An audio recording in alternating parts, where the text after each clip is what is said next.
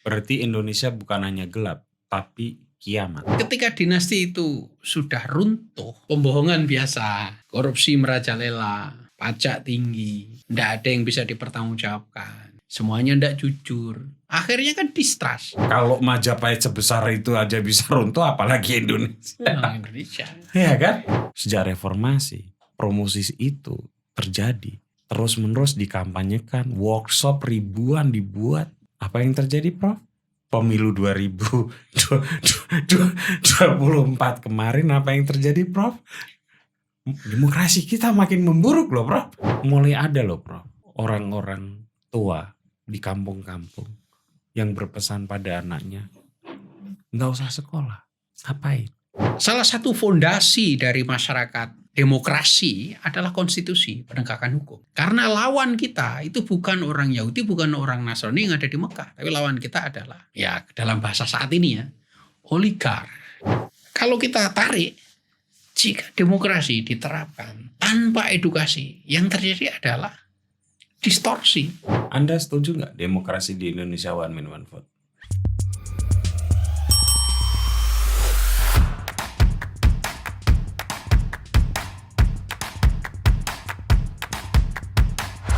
Halo teman-teman, ketemu lagi dengan saya Putut EA, Kepala Suku Mojo.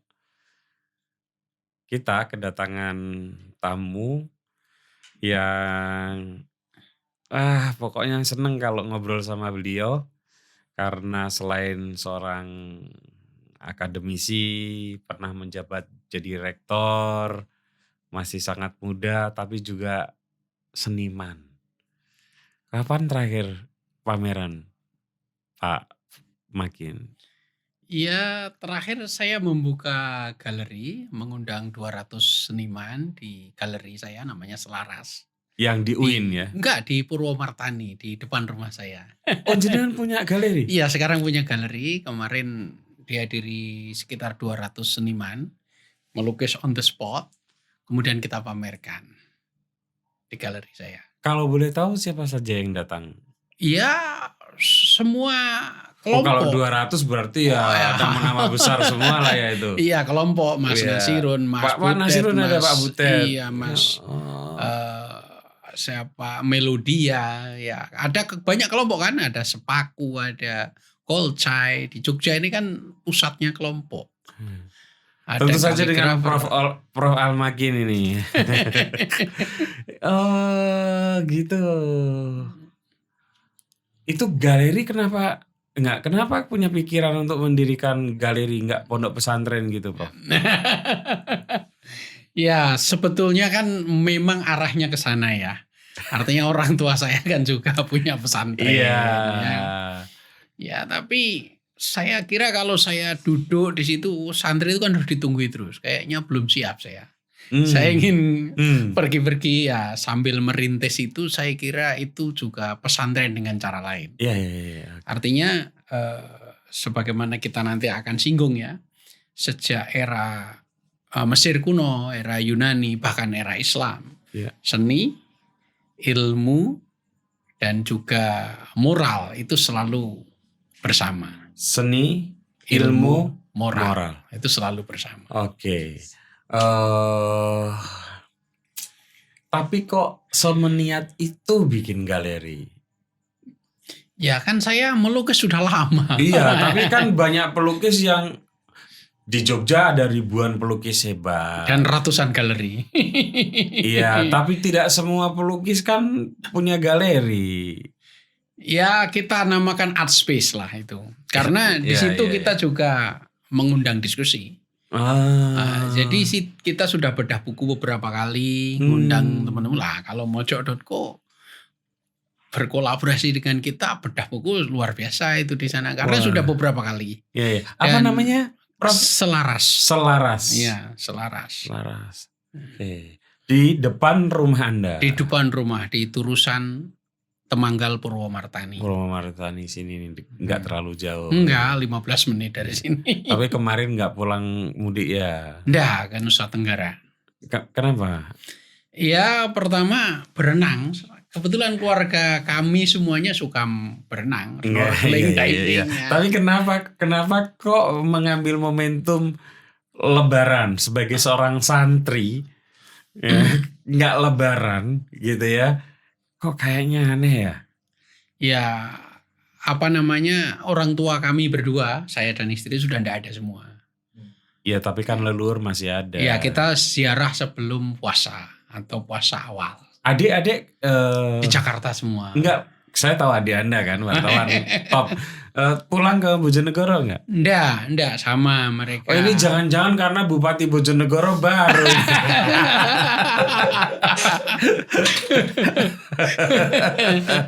Ini di browsing aja Bupati Bojonegoro.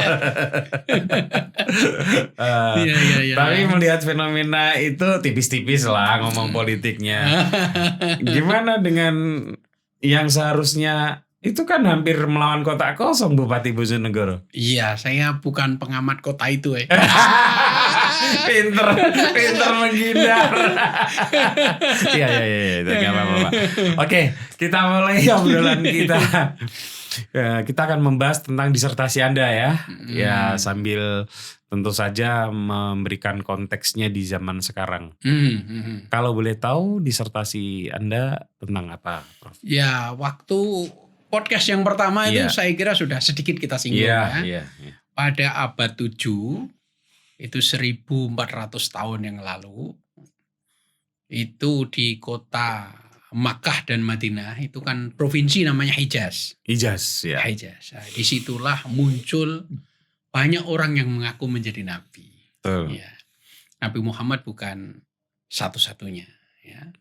Nah, di kota Taif misalnya ada Taif, ya? Umayyah bin Abi Salt. Itu yang kota yang Nabi pernah dilempari ya. Itu ada Umayyah bin Abi Salt dan dia lebih dulu menyatakan diri sebagai nabi. Dan syair atau kata-kata Umayyah ini masih ada 1000 bait dibukukan tersendiri dan sudah saya tulis. Kebetulan tidak bahasa terdokumentasi. Terdokumentasikan. Oh, padahal di era Kanjeng Nabi. Sebelum bahkan. Ya, kontemporeri tapi dia lebih dulu. Lebih dulu dari Kanjeng Nabi. Namanya Diwan Umayyah. Konon katanya tradisi Arab waktu itu ada tradisi lisan, Prof. Bagaimana dengan itu? Enggak. Itu juga keliru ya? Enggak. Arab itu mulai dari abad 4 Masehi. Abad 4-nya 4 Masehi ya? 4 Masehi itu berarti 300 tahun sebelum Nabi Muhammad. Itu sudah banyak catatan, terutama di Jordan. Itu namanya Proto-Arab yang mirip antara Aramaik dengan Arab. Dan itu di batu-batu itu sudah banyak inskripsi namanya. Inskripsi di sekitar Jordan, di Levang ya. Levang itu Syam dan lain-lain itu. Jadi mencatat itu sudah banyak. Dan harus diingat Hijaz, terutama Makkah dan terutama tradisi keluarga Nabi suku Quraisy, itu darah biru. Dan mereka bisnisnya ya sampai Konstantinopel, sampai Persia. Ya itu mencatat lah. Berarti tidak sepenuhnya tepat ya bahwa kota Mekah waktu itu terutama kebanyakan adalah tradisinya lisan, bukan tradisi tulis. Enggak, tradisi tulis itu. Udah jelas tradisi tulis ya. Ya dalam khasanah kita disebut jahiliyah. Yang dimaksud itu bukan tidak bisa membaca dan menulis. Jahiliyah dalam arti moral hazard. Iya. Lupa etika, lupa akhlak itu yang dimaksud itu. Oleh karena itu masuk akal ketika orang mengaku nabi pun sudah membuat semacam kitab sucinya. Betul, diwan. Tadi yang dibilang Diwan Umayyah. Nah, yang saya pelajari pertama itu bukan Umayyah ya, tapi di kota lain namanya Yamamah. Yamamah itu sekarang ibu kota Saudi. Riyadh. Riyadh. Dulu namanya Yamamah. Yamamah. Itu ada seorang yang mengaku menjadi nabi namanya Musailama. Oke. Dan itu yang saya pelajari, dan ayat-ayat atau semacam diwan juga banyak dari beliau. Pak, katanya dulu orang untuk mengaku nabi itu gampang tidak dipercayai karena ada semacam kepercayaan bahwa nabi itu datang dari Yerusalem. Bener nggak itu? Ya, semua nabi dalam Al-Quran ya daerah Mesir, daerah Yerusalem, daerah Irak, semuanya. Oleh karena itu ketika muncul Nabi Muhammad yang dari Mekah itu kan tidak dipercaya karena itu kan? Ya, tapi faktanya kan ada banyak. Ada sekitar 7 atau 6 orang yang sekitar situ yang mengklaim sebagai nabi. Dan punya pengikut? Banyak. Banyak. Mereka mendirikan juga semacam Madinah gitu ya, di Yamamah. Dan Umayyah juga sama, kemudian Sajah juga sama, Aswad juga sama ya. Jadi era itu memang era krisis ya. Ketika Romawi kuno, yang bagian timur Konstantinopel itu kan sedang decline. Ya, betul. Kemudian Sasan atau Persia juga decline. Nah, itu kan ada kevakuman sebagai polisi dunia. Amerikanya ndak ada. Amerikanya ndak ada. Nah, dalam suasana seperti itu, gerakan yang mengklaim otoritas politik berarti otoritas agama, nah, itu muncul. Kira-kira begitu. Sehingga terjadi semacam kelowongan agak lama ya terhadap otoritas keilmuan dan keagamaan ya. Dan politik ya, karena jadi satu waktu itu ya. Iya. Nah, terus apa yang menarik dari kemunculan nabi-nabi dan studi Anda ini? Yang menarik adalah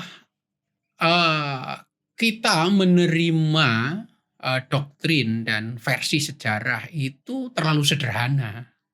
Gimana tuh, Pak? Ya, suasana dan realitasnya jauh lebih rumit. Jauh lebih kompleks dan jauh lebih plural yang jelas. Bisa dijabarkan sedikit soal kerumitannya. Ya, misalnya tadi bahwa orang yang mengklaim diri sebagai nabi, kita tahunya Nabi Muhammad. Tapi faktanya lebih dari itu. Ada 6, ada 7 ya. Al-Quran sebagai satu-satunya dokumen di abad 7. Tapi realitasnya ada banyak orang yang mempunyai Al-Quran, kan bacaan artinya. Quran itu. Itu juga nyambung dengan bahasa Aram ya, Kiryana itu. Berarti sebelum Al-Quran sudah ada dalam tanda kutip Al-Quran versi nabi-nabi sebelumnya. Nah, kira-kira seperti itu. Kira-kira seperti itu. Dan ketika sudah ada Al-Quran pun banyak orang yang mencoba bikin Al-Quran lain kan? Iya, betul. Seperti itu. Dan itu sebuah tradisi yang berlanjut. Bahkan sampai era Umayyah, era Abbasiyah itu masih banyak di Tarikh Tobari yang tercatat orang-orang yang sukses mengumpulkan orang, mengakui klaimnya sebagai nabi dan menjadi pengikut. Artinya Al-Quran itu memang dianggap sebagai salah satu benchmark kitab ya. Sehingga orang tertantang untuk mencoba dalam tanda kutip menandingi itu. Itu kan pemahaman kita. Itu kan pemahaman mereka ya itulah kitab sucinya gitu ya. Kenyataannya di dalam Tarikh dan di dalam kitab-kitab lain, misalnya Tarikh Al-Yaqubi ya, Tarikh Ibnu Khaldun, Tarikh Tobari. Ya, faktanya orang mempunyai bacaan itu banyak. Dan di situ ada ya, kalau sudah masuk scholarship ya agak membosankan ya. Karena sudah detail ya kan. Misalnya ada banyak teori ya, dalam ilmu kan selalu begitu ya. Misalnya ada banyak syair, ada banyak puisi, dan ada banyak himne atau nyanyian doa-doa yang mirip dengan Quran misalnya ya. Dan itu Anda banyak baca itu? Ya tentu saja itu bahan disertasi saya. Lalu itu apa 13 tahun yang lalu atau lebih, Iya, iya, 15 iya. tahun yang lalu. Lalu apa hubungannya itu dengan Athena, Yunani kuno? Nah, jadi begini, kalau kita baca Al-Quran, dan saya kira sudah banyak para peneliti yang melihat itu. Jadi Al-Quran ini tidak sekedar Arab, tidak sekedar bahasa Arab, tapi dia menyimpan tradisi lama, tradisi global ya, Betul. yang ada di Timur Tengah dan yang ada di Eropa. Oh, di Eropa juga ya? Ya iya dong. Kan Sebagian konon waktu saya ngaji waktu kecil, memang sebagian besar isi Al-Quran itu riwayat ya. Benar ya, ya? yang jelas Al-Quran itu sangat connect atau meneruskan dalam klaim kita Perjanjian Lama. Perjanjian Ya. Lama ini kitabnya Yahudi, kitabnya Nasrani, Nasrani. Kristiani ya, tradisi Kristen baik itu Katolik maupun Protestan.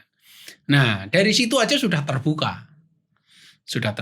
Artinya Perjanjian Lama itu kan ditulis kira-kira 900 tahun sebelum Masehi. Iya. Nah, itu ya kira-kira 1500 tahun sebelum Al-Quran ditulis. Dan itu menceritakan 500 tahun atau mungkin lebih ya, 700 tahun sebelum 900 tahun sebelum Masehi. Ini sudah melampaui Yunani. Yunani kan abad 5 sebelum Masehi. Iya, itu keemasannya ya. Keemasannya. Mulai terontong kalau bahasa Jawa itu kan ya abad ke-9 sebelum Masehi. Ya. Ya. Nah, di dalam Al-Quran sendiri banyak mengandung konsep, mengandung istilah, bahkan secara literal bahasa Yunani, Latin, bahasa Babilonia, Akadia, Sumeria. Ada banyak konsep-konsep lama yang bertahan di dalam Al-Quran. Apa Pak misalnya? Ya banyak toh. Lah para nabi sendiri kan enggak bahasa Arab itu.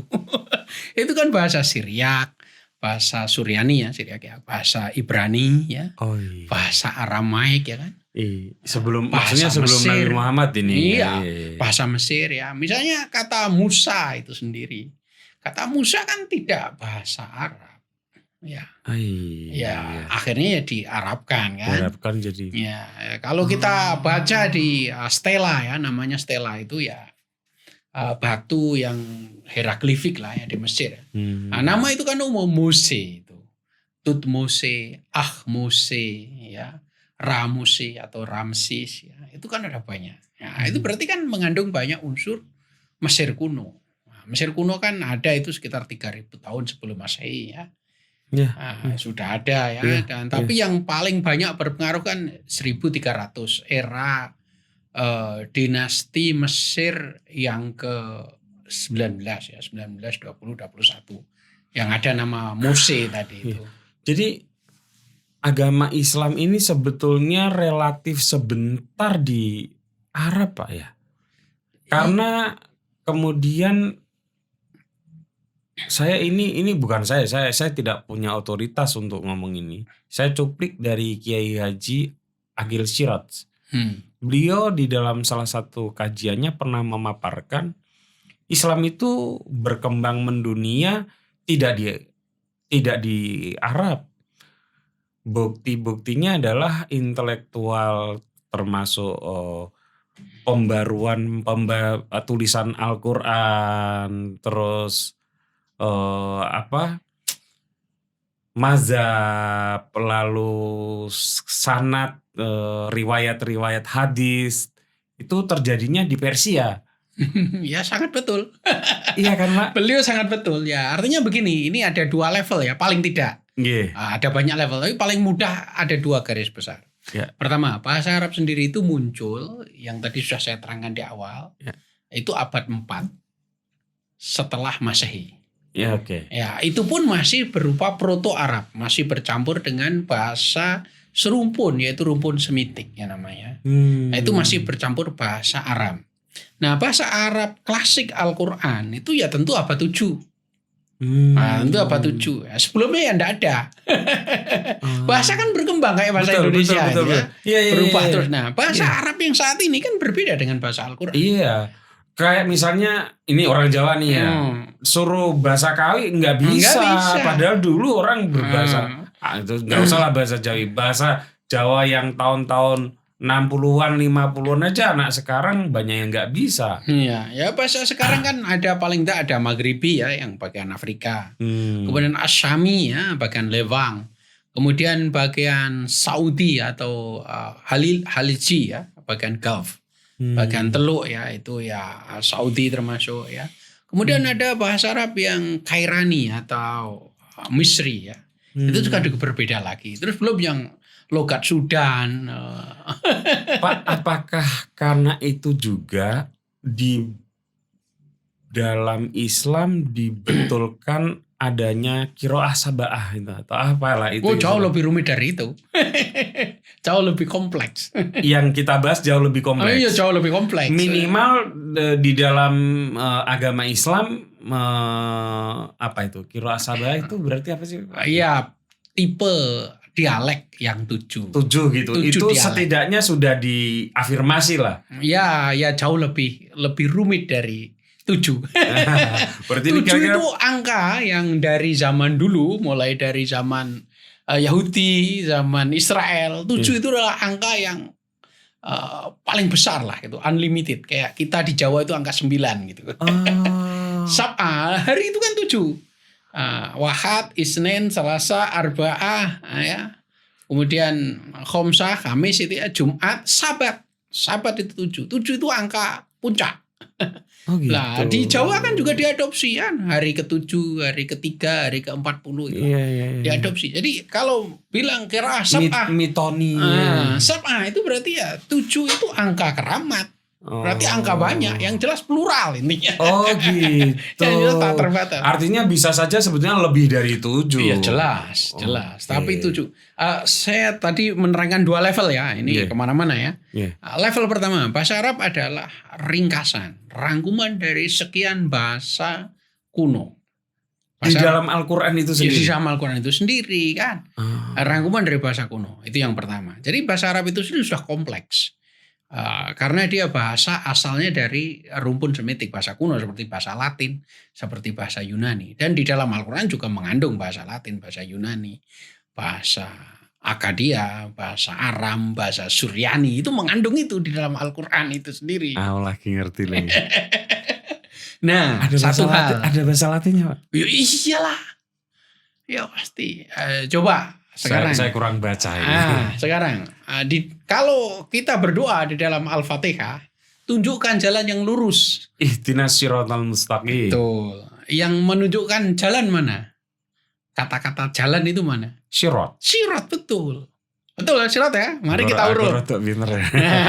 Mari kita urut. Sirat ya. Bahasa jalan, bahasa Inggrisnya apa? Road. Yang satunya street. Nah, street. Sirat sama street dekat enggak?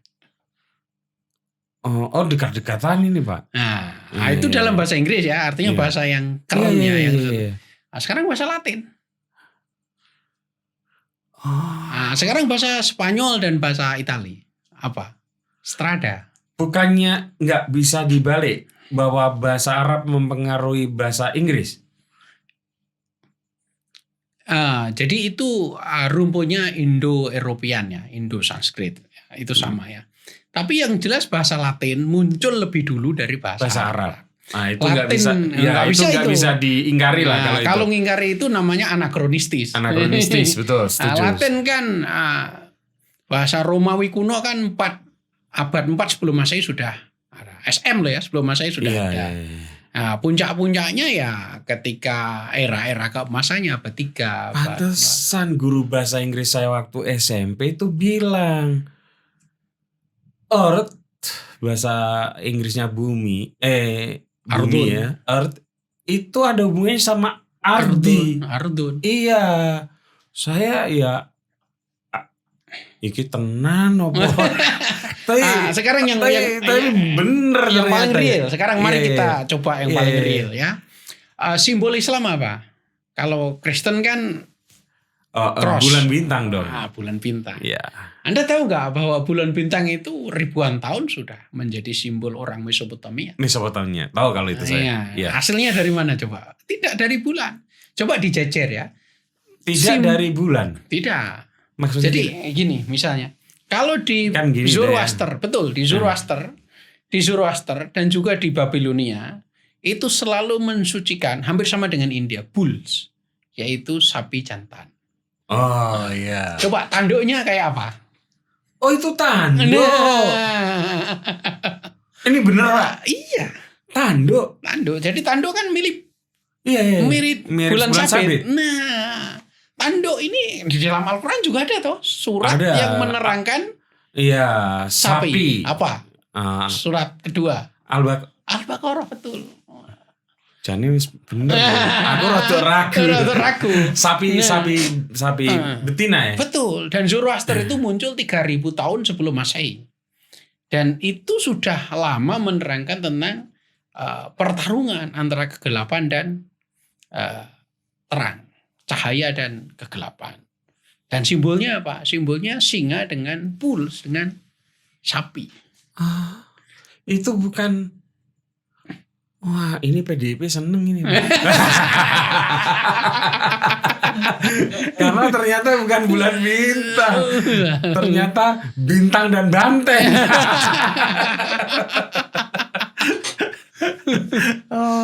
Tapi kalau bintangnya bener ya? Iya betul. Bener. Dan bintang itu juga sudah lama dikenal sebagai dewa di Mesopotamia. Namanya Dewi Ishtar. Dewi Ishtar itu simbol cinta. Ya kalau di mana namanya di Yunani kan juga ada dewa cinta Aphrodite. Aphrodite ya. Aphrodite ya. Ya. Kalau di Latin kan juga ada ya. Di Latin kan menjadi Cupid ya. Cupid. Jadi Cupid ya. Jadi artinya Al-Quran yang kita punya itu menyimpan banyak konsep. Banyak kisah, banyak narasi, termasuk bahasa, banyak hukum, banyak bahasa ribuan tahun sebelumnya. Dan dengan kemajuan arkeologi, dengan kemajuan ilmu sejarah bertambah lengkap, bertambah terus pengetahuan kita bagaimana caranya mengkoneksikan antara yang kita punya saat ini dengan masa lalu yang sudah hilang. Sehingga ada garis historis antara Al-Quran dengan konsepsi-konsepsi dan imajinasi Yunani kuno. Betul. Wah. Bahkan beyond Yunani. Babilonia, Sumeria. Ya, seperti hukum mata dengan mata, gigi dengan gigi, telinga dengan telinga kan? Hukum Kisos toh? Kisos, iya. Nah, itu kan 1700 tahun sebelum Masehi sudah ada namanya Hammurabi Codex yang disimpan di Museum Louvre, Paris. Dan itu juga ada di Perjanjian Lama. Lalu Yunani ini kan salah satu yang terkenal adalah soal demokrasinya. Betul. Ya, mari kita mulai. Pendahuluannya panjang amat itu. Itu tidak akan selesai semalam kalau saya bahas semua. Nah, apakah itu juga tersimpan atau bisa kita lihat di dalam Al-Quran atau peradaban Islam? Yang jelas itu tidak bisa dipisahkan antara Yunani dengan kemunculan Islam. Pertama, pada abad 4, abad 3 sebelum Masehi, Alexander Sang Agung, the Great, itu sudah menyebarkan Helenisasi atau Yunanisasi ke bagian yang akhirnya menjadi Islam, dimulai dari Mesir ya, kemudian sampai India ya, dan Saudi juga, Hijaz itu juga termasuk bagian ya. Yang pasti Syam itu pastilah ya. Pasti Levang itu, Syam itu pasti ya. Artinya Yunani ini sudah tertanam kira-kira 900 atau 800 tahun sebelum Islam itu dideklarasikan, sebelum Al-Quran itu diwahyukan. Nah, kembali ke konsep tadi demokrasi ya. Di kota Athena ini kan bentuknya sebagaimana judul bukunya Plato ya. Iya. Dan saya kira ada di toko bawah itu. Judul bukunya kan Republik kan. Republik. Republik. Nah, Republik ini kan bahasa Latin, sudah Latin ini. Jadi Republik sudah diterjemahkan dalam bahasa Latin. Aslinya dalam bahasa Yunani kan polis. Polis ya. Politeia.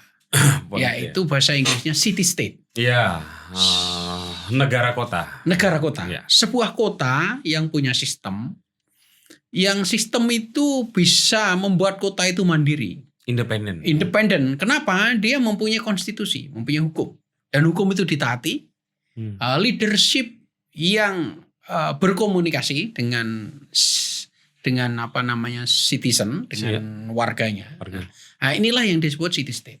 Nah, city state ini sebetulnya sudah dimulai kira-kira 2000 tahun sebelum Masehi, yaitu di kota namanya kota Ur.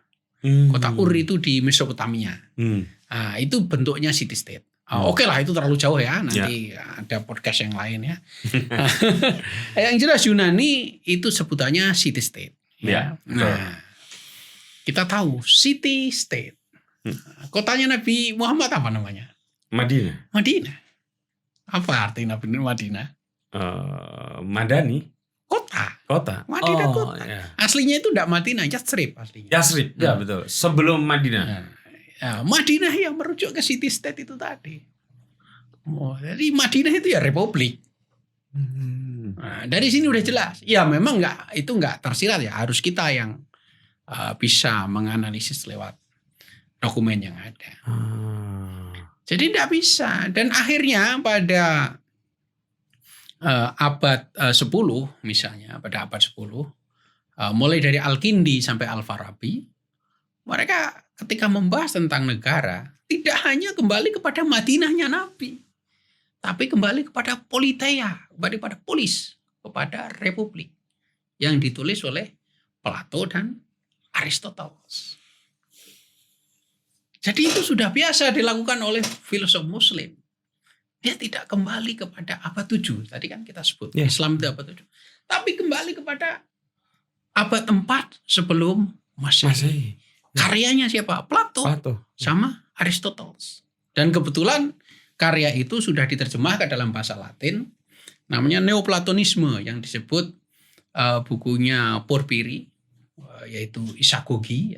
Isagogi judulnya. Itu yang disebut aliran Neoplatonisme. Nah, buku ini kemudian diterjemah ke Latin, jelas ya itu Latin, tapi diterjemahkan kepada bahasa Syriak atau Suryani. Nah, ketika di masa Daulah Umayyah, di masa mulai dari masa mungkin Muawiyah itu sendiri, sudah banyak usaha untuk menerjemah dari Yunani atau dari Latin ke dalam bahasa Suryani pada Syria, baru diterjemahkan dalam bahasa Arab. Itulah nasib republik. Pak, saya mau tanya tapi agak takut ini. Ya. Pantas nggak ya? Berarti kira-kira apa ya? Ya walaupun nggak boleh mengira-ngira ya, tapi kan kita boleh mentadaburi Al-Quran ya. Kira-kira apa ya maksud Allah merangkum berbagai milestone dan kompleksitas sejarah di dalam Al-Quran itu? Ya, agar kita merenung. Agar kita merenung. Ya. Dan memakai bahasa-bahasa itu gitu loh. Wah, ini kalau ke orang liberal jadi tafsirnya macam-macam nih. Saya nggak mau berani masuk ke situ. Ya kan, tahu kan maksud saya. Ya. Ya, kita sangat beruntung. Ya, jadi manusia itu bertambah. Ya, kebetulan secara manusia ini apapun kita nggak bisa mengingkari bahwa manusia ini membaik ya. Kita mengalami evolusi. Ya. Evolusi itu membaik dari sisi pengetahuan. Dari sisi teknologi dan dalam tanda petik dari sisi moral juga. Kita itu membaik. Ya, dan bahasa adalah jagat dan jalan untuk merangkum itu semua. Dan kita baru menyadari bahwa dan itu kan mulai dari setelah Perang Dunia II. Setelah Perang Dunia II, ilmu arkeologi berkembang karena dunia aman, ya, ekonomi berkembang, ilmu pengetahuan juga berkembang, sehingga kita bisa dengan mudah mengaitkan misalnya Al-Quran dengan Mesir, Al-Quran dengan Sumeria. Nah, ya tentu dimulai dari Perjanjian Lama dan Perjanjian Baru ya. Ya. Nah itu dimulai dari situ kita ikut gitu ya. Kita kaitkan ke sana. Kenapa? Karena bukti, eviden itu bertambah terus setiap hari. Pak Prof Makin ini kan orang filsafat, saya juga orang filsafat, tapi kayaknya saya agak salah belajar filsafatnya karena saya terpotongnya itu peradaban Islam, peradaban Eropa Renaissance itu terinspirasi dan dapat banyak referensi dari peradaban Islam. Ternyata Al-Quran dan Islam yang ada di Hijaz itu sendiri tidak bisa dilepaskan dari Yunani, Romawi, Persia. Jadi muter kan Pak berarti ya? Iya, jadi ya kita harus realistis lah dan mulai jujur pelan-pelan gitu ya. Jangan anakronistis. Anakronistis itu meletakkan sesuatu yang tidak sesuai dengan urutan. Harus kronologis. Mana muncul lebih dulu. Jadi kita bisa mengurut. Oh, ini asalnya dari sini. Ya, kalau tujuan podcast kita kembali ke Yunani tadi, kita bahas demokrasi itu, saya kira menarik itu. Nah itu. Ada nggak nilai-nilai Islam di dalam demokrasi?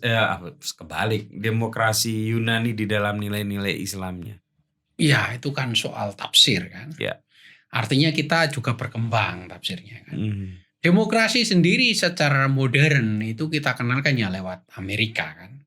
Demokrasi yang saat ini kita peluk, yang sifatnya modern, penegakan hukum, free press ya, artinya media yang bebas, hak warga negara, pembangunan institusi, kemudian ya sekarang ditambah lagi kan buzzer itu kan, bagian dari demokrasi. Publik opini itu kan juga baru ya, mulai era Habermas. Sebenarnya Habermas sudah membahas tentang public sphere ya. Ya itu kita mengenal itu kan dari Amerika ya. Kemudian setelah Perang Dunia II, negara bangsa ini menganut demokrasi. Tapi sebetulnya kalau kita kembali lagi tarik ke belakang ke Yunani, dan tentu karena kita Muslim ya melalui para khalifah, melalui para dinasti Umayyah, Abbasiyah ya sebetulnya sangat menarik itu. Kita akan bertambah terbuka bahwa proses itu secara realistis tidak sederhana. Dan saya kira inilah kelemahan kita sebagai bangsa Indonesia. Kenapa? Iya, kita tidak biasa berpikir kritis itu. Dan tidak biasa meletakkan secara kronologis itu mana yang lebih dulu gitu ya. Dan kita takut berpikir untuk sedikit berbeda gitu ya, karena orang harus sama terus. Saya coba bertanya nakal nih. Apakah di masa Rasulullah memimpin terjadi demokratisasi? Ya, kalau republik jelas ya. Kalau city state Madinah itu jelas ya. Tetapi kalau demokrasi disebut tidak. Demokrasi tidak ada di dalam secara letterlek, secara literal di dalam Al-Quran nggak ada. Nggak ada. Tapi bagaimana praktek city state itu menyerupai dengan polis, menyerupai dengan city state yang ada di Yunani, di Athena ya, tentu saja Athena, dan juga mirip dengan republik di era Romawi. Misalnya ada satu dokumen, nah ini sudah dibahas oleh Pak Munawir Sajali, oleh Nurholis Majid ya, oleh Gus Dur ya. Misalnya salah satu fondasi dari masyarakat demokrasi adalah konstitusi, penegakan hukum, law enforcement. Dan kita semua mengenal di dalam Sirah Nabawiyah. Sirah Nabawiyah itu yang sejarah Nabi Muhammad ya, yang paling diterima. Ada namanya Sahifah Madinah, dokumen Madinah atau konstitusi Madinah. Dan itu sudah lama dibahas di Indonesia. Mulai. Itu yang sering dibahas orang. Iya. Nah, di situ salah satu isinya adalah kita sebagai satu komunitas. Satu komunitas terlepas atau disregarding ya bahasa Inggrisnya. Terlepas dari agamanya apa. Orang Yahudi juga satu komunitas dengan kita. Orang Kristen atau Nasrani satu komunitas. Dan ini harus saling memproteksi. Karena lawan kita itu bukan orang Yahudi, bukan orang Nasrani yang ada di Mekah. Tapi lawan kita adalah, ya dalam bahasa saat ini ya, oligark di Makkah. Jadi Madinah lawan Makkah. Bukan orang Islam lawan orang Yahudi, orang Islam lawan orang Kristen. Tetapi orang Islam, orang Yahudi, orang Kristen, suku Quraisy, suku Khazraj, suku macam-macam yang ada di Madinah, lawannya adalah oligark Makkah. Nah, walaupun nanti sempat ada peristiwa Mekah bersatu dengan Nasrani dan Yahudi untuk menggempur Madinah ya. Madinah bersatu menggempur Makkah. Tapi Mekah juga menggempur Madinah. Iya. Ya, artinya tidak sederhana antara Islam lawan non-Muslim. Lebih rumit dari itu. Artinya aliansi itu sangat cair. Aliansi sangat cair. Dan di situ ada saifah, ada konstitusi. Ya, ada konstitusi itu. Dan konstitusi adalah penegakan hukum. Nah, maka di situ ada banyak riwayat ya. Misalnya salah satu riwayat yang paling terkenal ya, yang saya kira sudah kita baca sejak kecil ya.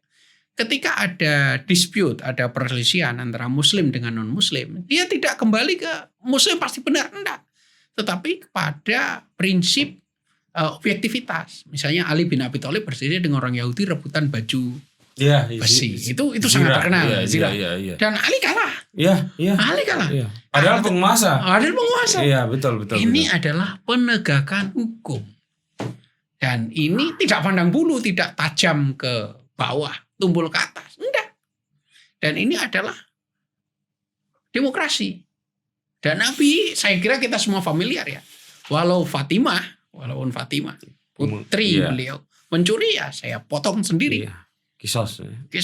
Jadi ini juga ciri demokrasi.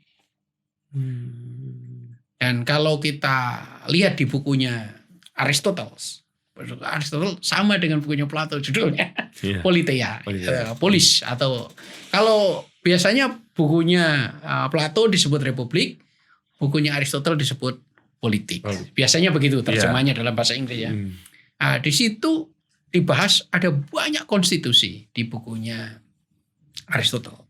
Konstitusi Sparta, konstitusi Athena, konstitusi Phoenix ya. Karena mereka sebetulnya adalah city state kan? Yang otonom, yang berdasarkan rule of law, hukum yang berkuasa, bukan person. Nah, Madinahnya Nabi, Madinah Yathrib. Itu juga city state. City state, republik dia. Nah kalau diterapkan di Indonesia gimana itu?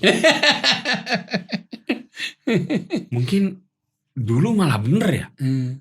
Jogja ada sendiri, Solo ada sendiri. Ya, tapi kita kan sudah menjadi city state yang jauh lebih besar kan. Yang rule of law-nya ya seharusnya ya sama dengan Nabi atau sama dengan harusnya Athena, seharusnya begitu kan. Ini saking gedenya jadi nation state ya.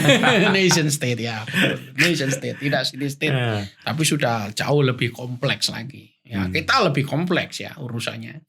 Tapi saya kira prinsip bahwa hukum harus diletakkan di atas itu sudah lama ya, mulai dari Romawi, dari samalah para khalifah di mana di Baghdad, di Damaskus atau di Mesir atau di Turki Utsmani. Walaupun dalam perkembangannya prinsip hukum Islam itu memang banyak diadopsi oleh hukum-hukum modern ya. Saya bukan orang yang otoritatif. Saya cuplik dari pidatonya Pak Profesor Mahfud MD. Misalnya beliau bilang begini, Tidak terkena hukum seseorang jika dia belum mengetahui hukum itu. Gitu. Itu konon diambil dari dalil hukum Islam. Nah, itu juga dipakai di dalam dalil hukum modern. Positif modern gitu. Ya, seperti cerita filsafat tadi, artinya kita tidak bisa give, tidak bisa juga take, tapi take and give. Lah hukum ini kan juga, ya kita tadi sudah bahas di era Yunani kan. Iya, betul. Bahkan kita kembali ke era Hammurabi, sebenarnya sudah ada kodeks ya. Ya, di era Yunani di bukunya Aristotle tadi sudah jelas dibahas. Di bukunya Plato enggak begitu detail, di Republik itu enggak dibahas tentang hukum. Tapi lebih detail tentang hak warga negara, hak budak, hak wanita, hak penguasa, dan berbagai macam administrasi dan birokrasi itu lebih lengkap di bukunya Aristoteles. Ya. Dan buku ini lalu kemudian juga dikembangkan di Romawi, di Latin ya. Nah, itu yang bikin saya bertanya-tanya, Prof. Jangan-jangan kaidah usul fikih itu kalau nggak salah ya, itu juga diambil dari. Jangan-jangan. Ya kan, kalau kita berpikir kronologis kan, ya kan pantas. Jadi itu ke Yunani, ke Latin, ya Latin tentu ke Konstantinopel. Daulah yang paling dekat dengan, atau dinasti Islam yang paling dekat dengan Konstantinopel adalah Umayyah. Karena gini, Prof, waktu itu menang masih ada kok di YouTube-nya, belum lama ini. Saya oke, ya sebagian saya sudah tahu, tapi misalnya keadilan, Prof Mahfud ini yang bilang, bukan saya ya. Nanti netizen ini cek aja di YouTube, keadilan sosial bagi rakyat Indonesia. Keadilan itu kata yang jelas-jelas diambil dari bahasa Arab. Ya kan, rakyat diambil dari bahasa Arab. Musyawarah diambil dari bahasa Arab. Ya kan? Jadi konteks sebelum ngomongin soal dalil hukum atau prinsip hukum yang diambil dari Islam ke hukum positif modern gitu, itu ya termasuk ke serapan-serapan kata-katanya gitu. Nah, tapi setelah saya ngobrol dengan Anda, saya juga mulai berpikir, bahasa aja ternyata rumit ya, bukan hanya bahasa. Artinya yang membentuk bahasa Arab bukan hanya dari Hijaz aja. Tadi kan jenengan bilang begitu kan? Dan saya pasti percaya karena itu penelitian Anda. Nggak mungkin saya nggak percaya. Jangan-jangan juga dalil-dalil di dalam usul fikih ini terinspirasi juga dari tradisi-tradisi atau kebudayaan-kebudayaan sebelumnya. Bagaimana dengan begitu, Pak? Ya, ada satu prinsip, Anda kan filsafat juga. Ada satu prinsip yang saya kira pada abad pertengahan di Eropa dipegang, dan itu juga Al-Ghazali dan juga Al-Farabi juga memegang itu. Ya, dalam bahasa Latinnya itu creatio ex creatio. Something out of something. Tidak ada something out of nothing. Jadi sesuatu itu pasti dari sesuatu. Tidak ada sesuatu dari ketiadaan. Jadi artinya ketika hukum ini atau sebuah aturan ini muncul, pasti ada yang mendahulunya. Berupa aturan juga gitu ya.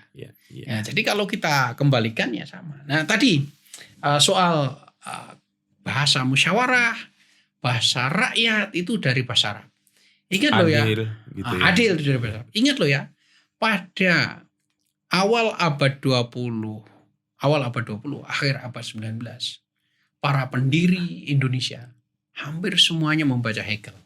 Hampir semuanya. Iya. Dan hampir semuanya membaca Marx. Iya, betul. Ya. Artinya apa? Ya, tidak hanya Al-Quran yang mereka baca. Tidak hanya Muhammad Abduh Al-Manar yang mereka baca. Tapi juga Hegel. Tapi juga Marx. Jadi bahkan bisa dikatakan 90% atau lebih para pemikir kita adalah sosialis. Betul. Dan idealis. Betul. Sosialis tapi idealis. Coba itu kutipan Hegel, kutipan Karl Marx. Kalau Hegel sangat idealis. Kutipan Karl Marx itu penuh di semua para intelijensia, para aktivis kemerdekaan kita. Betul. Nah, itu satu hal ya. Nah, kata-kata adil yang tua saat ini yang bisa kita jumpai di mana? Kembali ke awal tadi, Plato. Apa yang dibahas di buku Plato, Republik Pertama? Keadilan. Tapi bahasanya pakai apa dia ya? Ya Yunani lah. Tapi kan sudah ada terjemahannya dalam bahasa Inggris zaman itu. Maksud saya jangan-jangan adil di situ ada hubungannya dengan bahasa Yunani adil gitu loh. Saya mau menyambungkan itu, Prof. Saya jadi kepikiran ini overthinking ini nanti malam. Wah. Ya tapi kan itu resiko orang yang mau menceburkan diri dalam dunia intelektual. Harus siap diganggu pikiran-pikirannya kan. Ya, jadi terus lanjut Prof tadi yang adil tadi.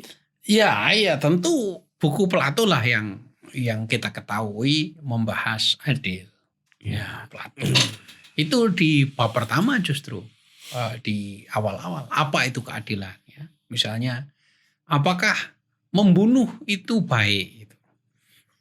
Adil. Nah, bagaimana kalau orang perang membunuh musuhnya? Apakah itu juga baik atau adil? Ya, itu kan itu yang dibahas. Perdebatan etika itu nanti ya. Ya, itu kan dialektika Sokrates ya. Dialektika Sokrates ya. Dan itu sangat familiar para filosof Muslim, misalnya Al-Farabi ya, mulai dari Al-Kindi tentu saja, Al-Farabi dan Ibnu Rus ya. Ibnu Rus itu dan terakhir Ibnu Khaldun ya. Kalau Al-Farabi, kemudian Ibnu Sina, termasuk juga Al-Ghazali ya, walaupun beliau tidak suka filsafat ya, tapi faktanya mengambil filsafat ya. Nggak suka filsafat, tapi hampir semua kitabnya falsafati, penuh dengan itu semuanya filsafat. Arahnya ke Plato, Platonik mereka, Neoplatonisme yang tadi dari Isagogi Porpiri tadi. Ya.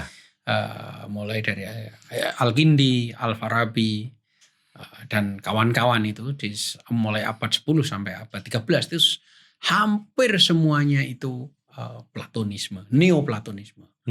Nah, mulai ke Aristotle, mulai dari ke empirisme ya, dimulai dari Ibnu Rus saya kira. Dan puncaknya kalau di pemikiran Islam Ibnu Khaldun. Ya. Beliau betul-betul Aristotelian itu kalau bisa dikatakan ya. Tidak ke republik tapi ke politik. Gitu. Ke politik itu. Dan tradisi ini kan lanjut dari Yunani, Latin. Nah, kemudian dibaca oleh para pemikir Barat. Pertengahan.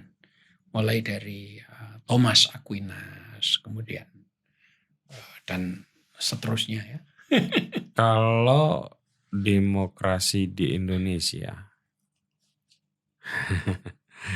itu cukup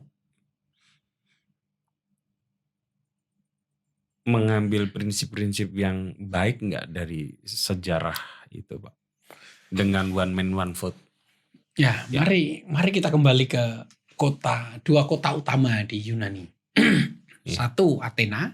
Karena kan ini kan jadi perdebatan yang panjang, tapi kalau kita memberanikan diri melongok historis ya, seperti yang kita perbincangkan tadi, tentu tilikannya jadi berbeda gitu.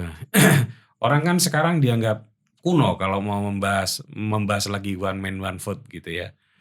Nah, tapi kalau kita lihat dari Aristoteles, kita lihat dari Yunani, kita lihat juga dari Madinah gitu. Apakah betul ya demokrasi ala one man one vote itu sebetulnya ada pilihan yang baik? Gitu. Ya, mari kita lihat ke kota Athena ya. Kota Athena itu kan punya saingan. Tentu saja Sparta. Ini kan klasik ya. Perang Peloponnesia. Peloponnesia ya. Athena adalah demokrasi yang sangat langsung. yang mereka sebut sebagai eklesia. Ya, eklesia. Dan orang-orang bertemu di pasar yang disebut agora itu ya. Ya. Dan tapi memang masih maskulin ya. Laki-laki Masih maskulin ya, dan laki-laki. hanya milik orang warga Athena. Betul. Dan Aristotle bukan orang Athena, dia orang asing. Iya. Dia orang Makedonia. Betul. Dia orang Makedonia. Oh iya, betul. Jadi dia orang asing. Dia enggak berhak apa-apa. Bahkan kabarnya enggak bisa beli tanah di Athena. Makanya dia mendirikan akademinya itu ya enggak tahu caranya. Apakah dia nikah dulu dengan orang Athena gitu ya. Iya. Oh iya, baru ingat saya. Iya. Dia orang Makedonia. Dia bukan orang Athena. Nah, dia orangnya Alexander ya. Makanya dia menjadi tutornya Alexander ya. Nah, di situ adalah demokrasi itu sangat langsung. Semua orang berkumpul di eklesia. Orang yang merdeka, bukan Buddha, orang Athena, berdebat di tempat di eklesia. Dan itu kalau kita baca keren banget kan perdebatan mereka ya. Dan di situ mulai dari Solon, kemudian Pericles, ya, dan Socrates sendiri sudah memberi warning. Dengan demokrasi semacam ini, orang yang ribut kayak pasar di agora, yang terjadi adalah munculnya demagog. Orang yang pandai bicara dan memutarbalikkan fakta dan ujung-ujungnya ngajak perang. Cari musuh. Gitu. Yeah. Musuhnya mana? Sparta. Maka orang dihasut, perang gitu ya. Nah, dan di situ sudah kelihatan bahwa orang banyak, khalayak, mayoritas, sering tersesat. Oleh para demagog. Oleh fakta yang tidak benar. Ya, zaman sekarang hoax lah namanya. Iya. Buzzer lah. Gitu. Demagog itu kan buzzer. Sama dengan... Iya. Artinya Socrates sudah memperingatkan. Dan bahkan di bukunya Plato juga sudah sering disebut. Demokrasi yang kembali kepada mayoritas dan mayoritas itu berkuasa penuh. Ini sering menyesatkan. Maka solusinya Aristotle kan menyebut aristokrasi. Aristokrasi itu bukan by blood. Kalau kita lihat hati-hati di bukunya politiknya Aristotle. Tapi by education. Ya, intelektual. Nah, kalau kita tarik, jika demokrasi diterapkan tanpa edukasi, yang terjadi adalah distorsi. Oke. Jadi demokrasi itu harus disertai dengan pendidikan. Oke, sebelum disertai dengan pendidikan, Anda setuju nggak demokrasi di Indonesia one man one vote? Wah, kalau itu sudah wajib itu one man one vote itu. Jadi prosedur kita itu tidak hampir semuanya bisa dikatakan secara formal ya. Prosedur kita prosedur demokratis. Tapi yang jadi masalah adalah mental, spirit dan moral. Oke. Tapi bagaimana dengan orang seperti Anda, terdidik, ya, pemikirannya kritis, punya kepedulian yang baik atas seni, budaya, dan lain sebagainya, punya pengalaman mengajar yang panjang, penelitian yang panjang, dibanding ke karo Alex yang baru lulus. Itu masih bagus perbandingan ini kan supaya mudah gitu. Saya bisa membandingkan dengan yang jauh dari Alex ya. Apakah adil demokrasi macam itu? Anda yang bijak, bestari, terdidik, punya pengalaman panjang, punya kontribusi sosial yang panjang, disamakan dengan si A yang esok turu, tangi turu mangan, bar mangan ngopi, bengine mendem misalnya nyuwun sewu gitu.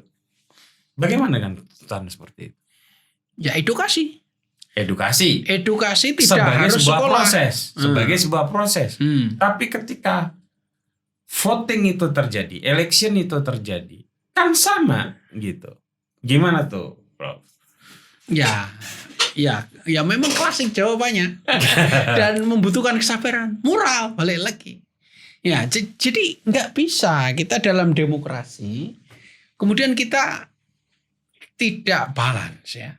Artinya ya kita harus memilih pemimpin yang baik, yang moralnya baik. Moralnya baik. Dan rakyat juga moralnya harus baik. Tapi kenapa suara Anda disamakan dengan suara si A yang seperti itu?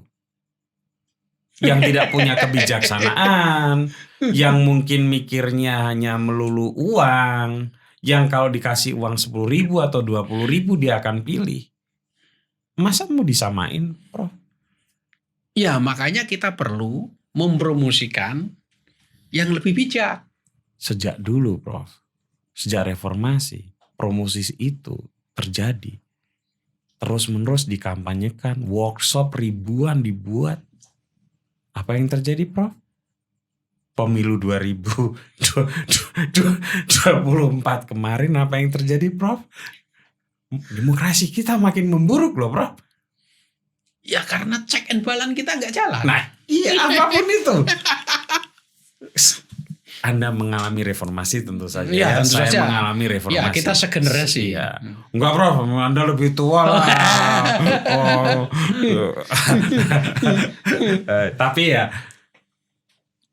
Tapi kan kita berhak untuk miris, Prof.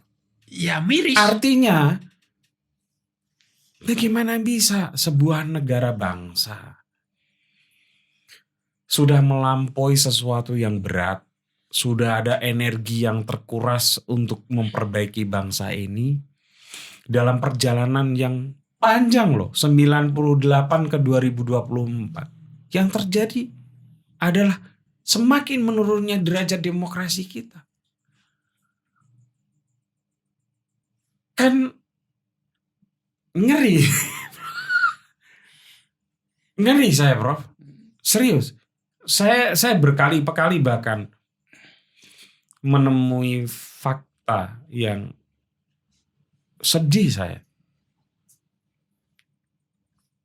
Mulai ada loh, Prof, orang-orang tua di kampung-kampung yang berpesan pada anaknya, nggak usah sekolah. Ngapain? Yang jadi bupati jadi ini tuh bukan orang-orang sekolah. Sekolah dalam tanda kutip. Udahlah, yang penting kaya. Coba, kalau negara bangsa didirikan atas dasar aspirasi kekayaan, kan ngeri. Bukan produksi intelektual, bukan moralitas. Gimana tuh? Ya itu dalam tradisi biblikal perjanjian lama itu disebut apokalips. Dan itu terjadi tidak hanya sekali dalam sejarah, dan Betul. itu berulang-ulang. Betul. Ya, dan artinya ketika kita berbuat dosa, ini kan dosa bersama-sama, Ya. dosa sosial, dosa sebangsa, ya. Ketidakjujuran dimaafkan, keculasan didiamkan, manipulasi diterima. Prof, bahkan orang sekarang mendengar ada berita korupsi itu kayak nggak ada apa-apa, bro. Saking seringnya, ngeri kita ini. Dan tidak ada tindak lanjut. Lama-lama kebas gitu. Oh, korupsi. Ya udah kayak nggak ada apa-apa. Kayak nggak ada yang salah. Ya biasa tuh korupsi. Jadi malah pemakluman. Lama-lama malah nanti yang saya khawatirkan kalau ada pejabat nggak korupsi malah jadi aneh. Ya aneh. Pejabat kok nggak korupsi malah jadi gitu nanti. Pejabat kok miskin. Nah kan, waduh. Pejabat kok anaknya nggak menggantikan gitu. Kamu DPR, anakmu apa? Iya. Tukang kebun. Anak saya masih kuliah, nganggur gitu. Iya. Kan ngeri loh, Prof, ini jadi problem moralnya, jadi problem sosial loh itu. Ya akan jadi apokalipsa. Apokalipsa itu kiamat. Ya, kiamat. Itu jelas. Itu jelas dan itu berulang-ulang di dalam cerita para nabi di tradisi Perjanjian Lama dan tentu saja tradisi Al-Qur'an ya. Berapa kali orang menyatakan kiamat. Ya. Dan itu juga kita tadi sudah sebut ya, Ibnu Khaldun udah berapa kali bahwa setiap dinasti itu sama dengan manusia. Ada saatnya harus sakit, terjadi pembusukan, kolaps, akan diganti dengan dinasti yang lain. Dan kebetulan Ibnu Khaldun itu kan menyaksikan kolapsnya Daulah Abbasiyah. Abbasiyah. Kolapsnya Fatimiyah. Kolapsnya Mamluk. Oh, beberapa kali ya beliau ya? Lah iya, beliau kan sejarawan. Iya. Beliau mencatat semua dan beliau mempunyai kesimpulan. Jadi ketika negara atau daulah ini awal itu disiplin, ya, menarik pajak ya dikit-dikit lah gitu ya. Nikmati ya enggak banyak-banyak, pejabatnya fasilitasnya enggak begitu banyak, memang enggak ada ya. Tapi begitu lama-lama generasi kedua lupa karena enggak ikut berjuang, tarik pajaknya ditinggikan. Dan nikmatnya luar biasa kan. Oh ya, Untanya ya unta private lah ya. Iya. Kalau sekarang kan private jet. Dulu ya unta private ya. Bergelimang kemewahan. Berita kemenangan ya, keretanya emas gitu ya. Ya sekarang mewah. ya dari ujung ini. Dan itu semua dari mana? Dari merek-merek. pajak. Ya, Pak. Akhirnya apa? Menurut Ibnu Khaldun kolaps. Dan itu sudah diprediksi dalam banyak kisah. Baik itu dalam kitab utama maupun kitab apokrifal ya. Apokrifal itu kitab tafsir. Ya. Dan juga dicatat dalam Tarikh Tobari juga, Ibnu Khaldun juga. Pasti runtuh. Jadi kalau kita ini lama-lama begini, tidak ada perubahan, ya runtuh. Tidak bisa itu diingkari. Berarti Indonesia bukan hanya gelap, tapi kiamat. Apokalipse. Iya. Ya kiamat sugro lah. Apokalipse. Dan itu sudah terjadi di kita. Majapahit bagaimana? Kolaps kan? Majapahit kolaps.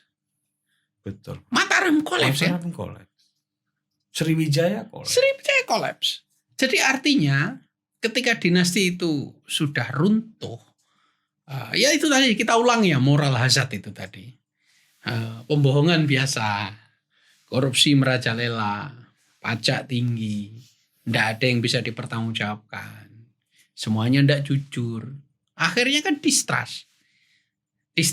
Kalau Karl Marx, kalau teorinya Karl Marx, itu kan, ketika ekonomi kolaps, pasar kolaps, ya negara runtuh gitu ya. Ya. Tapi Ibnu Khaldun melihat lebih dalam, dan itu diikuti oleh para ekonom ya. Sebetulnya modal negara itu tidak hanya ekonomi menurut Ibnu Khaldun, tapi yang disebut dia syu'ubiyah. Syu'ubiyah itu dalam bahasa Arab literalnya ya ikatan kesukuan. Ikatan sosial ya. Ikatan sosial, solidaritas sosial dalam arti yang lebih lebih kekinian ya. Itu modal utama. Ketika solidaritas sosial itu sudah tidak ada karena dirusak oleh distrust, dirusak oleh ketidakjujuran, ya negara ini akan runtuh dan bye-bye gitu ya. Dan itu terjadi di kita. Mataram, Majapahit, Demak. Dan bukannya tidak mungkin NKRI pun akan runtuh. Iya, jadi enggak harga mati enggak gitu. Uang bikinan manusia aja kok. Iya kan? Loh, VOC itu kurang hebat apa loh? Betul. Runtuh. Dan kolonialisme Belanda itu luar biasa. Runtuh juga. Dan tanda-tanda keruntuhan Indonesia ada loh bro. Seperti yang Anda sebut itu tadi. Loh, kenapa kita jauh-jauh kembali ke Yunani? Karena kita ingin realistis. Jangan lupa, kata Bung Karno kan, jangan lupa sejarah. Sejarah itu ya sejarah manusia, jangan. Betul. Sejarah jangan hanya ke tahun 45 ya, pra itulah gimana Majapahit runtuh, Sriwijaya runtuh, Mataram runtuh, Demak runtuh.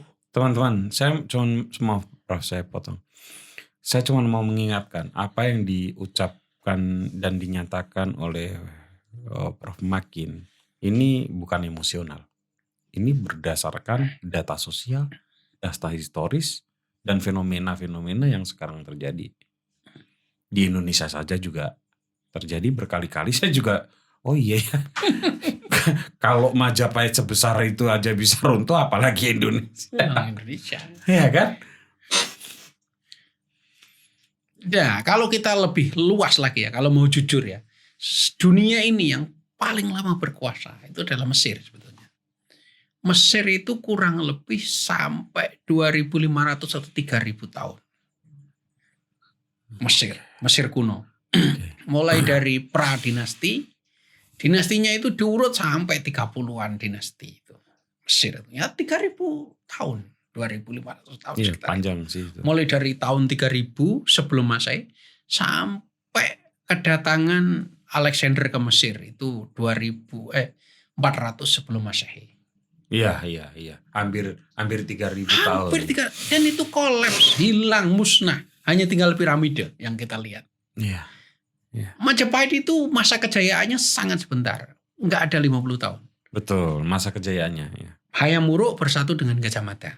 Iya. Jaya dia. Begitu Gajah Mada tidak ada, Ya. ya pelan-pelan turun. Betul. Begitu Hayam Wuruk meninggal, jebret diganti anak-anaknya bertengkar. Iya. Dan moral hasilnya luar biasa. Ya. Dan sebagaimana kita baca dalam banyak naskah di babat, serat. Dan selalu korupsi. Dan selalu korupsi ceritanya. Selalu bermewah-mewahan juga pejabatnya. Dan laporan dari orang-orang Portugis, laporan orang-orang Belanda yang mencatat betapa korupnya, sampai Max Havelaar juga mencatat. Korupsi. Dan runtuh. Dan Belanda juga ngikuti. Iya, betul. VOC runtuh karena korupsi. Dan kolonial terakhir Belanda itu kan ya korup juga. Mulai dari gubernur jenderalnya sampai amtenar kecil-kecilnya, sampai raja-raja regent, kecil semuanya korupsi dan runtuh, diserang Jepang jebret tidak berkutik. Betul. Militernya ternyata lemah. Mereka sibuk menikmati. Ya. Loh, Jepang itu kecil loh ya. Bisa meruntuhkan Nusantara yang dikuasai oleh Belanda plus para raja di Nusantara. Runtuh itu diserang. Jebret itu.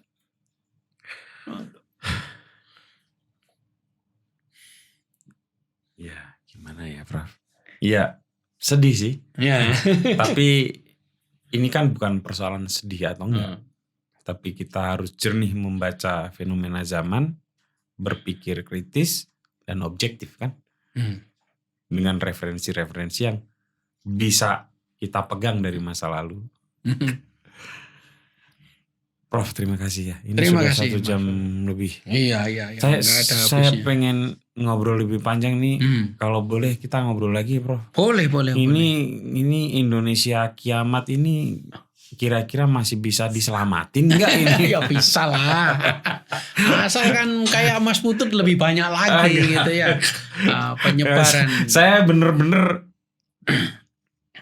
malam ini kayaknya saya nggak bisa tidur karena ada beberapa hal yang membuat saya harus berpikir banyak ya tentang tadi soal Islam yang tradisi Islam, bahasa Al-Quran dan hukum-hukumnya yang ternyata terkait jauh dengan sejarah sebelumnya dan kemungkinan Indonesia runtuh itu ada. Karena saya termasuk tidak menyadari betul betapa bobroknya negeri ini, betapa bahayanya negeri ini dalam situasi moral maupun hal yang lain. Tapi tidak pernah membayangkan bahwa Indonesia bakal runtuh. Cuman ketika Anda ingatkan bahwa Majapahit saja runtuh, iya kenapa Indonesia juga gak bisa runtuh ya. Prof, terima kasih. Terima kasih Mas. Dan semoga ini jadi renungan Ya, banyak teman dan banyak pejabat, banyak politikus ya. Iya itulah. Terutama anak muda Indonesia. Terima kasih sekali. Terima kasih Mas. Ini sangat mencerahkan. Walaupun ya sedih. Baik teman-teman. Semoga saya bisa ngobrol lagi dengan Prof Makin. Yang bikin saya mungkin gak bisa tidur malam ini. Tapi semua obrolan dengan beliau ini saya kira hal yang patut kita renungkan bersama. Sampai ketemu dengan tamu kami selanjutnya. Makasih.